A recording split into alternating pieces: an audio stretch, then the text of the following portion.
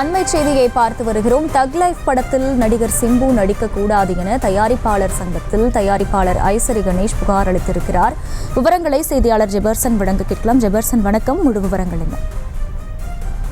நடிகர் சிம்பு மீது ஏற்கனவே பல்வேறு புகார்கள் தயாரிப்பாளர் சங்கத்தில் இருக்கிறது. தமிழ் திரைப்பட தயாரிப்பாளர் சங்கத்தில் தயாரிப்பாளர் ஐஸ்வரி கணேசன் தற்போது மீண்டும் ஒரு புகார் ஒன்றை தெரிவித்திருக்கிறார்.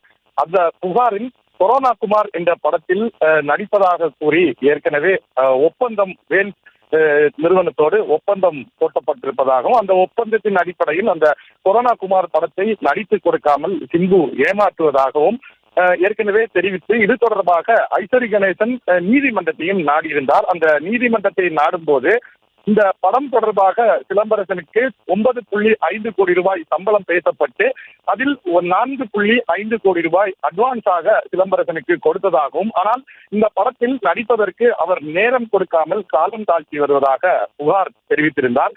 இந்த நிலையில்தான் இது தொடர்பாக விசாரணை தயாரிப்பாளர் சங்கத்திலேயும் புகாரை ஏற்று விசாரணை மேற்கொள்ளப்பட்டது.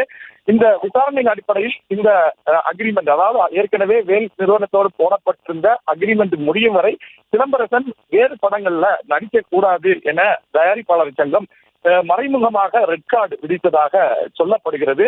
இந்த நிலையில்தான் சிலம்பரசன் வேறு படங்கள்ல நடிக்காமல் தொடர்ந்து ஓய்விலேயே இருந்து வந்தார். இந்த நிலையில்தான் மீண்டும் தற்போது ஒரு புகாரை ஐஸ்வரி கணேசன் தெரிவித்திருக்கிறார். தனக்கு ஒதுக்கப்பட்ட நேரம் ஒதுக்காமல் சிலம்பரசன் அந்த படத்தை நடித்து கொடுக்காமலும், தனக்கு தன்னிடமிருந்து வாங்கிய பணத்தை திரும்ப தராமலும், மீண்டும் தங் லைஃப் என்று சொல்லக்கூடிய படத்தில் நடித்து வருவதாக தனக்கு தகவல் வந்திருப்பதாகவும், உடனடியாக அந்த படத்தினுடைய படப்பிடிப்பை நிறுத்த வேண்டும் என்று கூறி தயாரிப்பாளர் சங்கத்தில் புகார் கொடுத்திருப்பது பரபரப்பை ஏற்படுத்தி இருக்கிறது.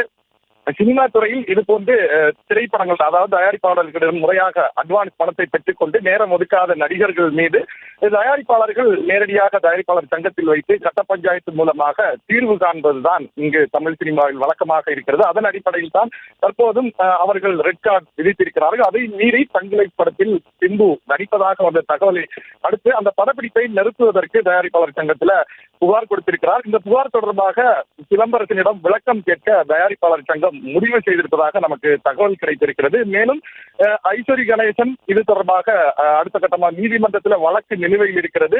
மேலும் வழக்கு நிலுவையில் இருக்கும் போது சிலம்பரசனுடைய இந்த செயல் கண்டிக்கத்தக்கது என்று தெரிவித்திருக்கிறார். இது தொடர்பாக விசாரணையை முன்னெடுப்பதற்காக தயாரிப்பாளர் சங்கம் முடிவெடுத்திருக்கிறது. செய்திகளை உடனுக்குடனும் துல்லியமாகவும் தெரிந்து கொள்ள சப்ஸ்கிரைப் பண்ணுங்க.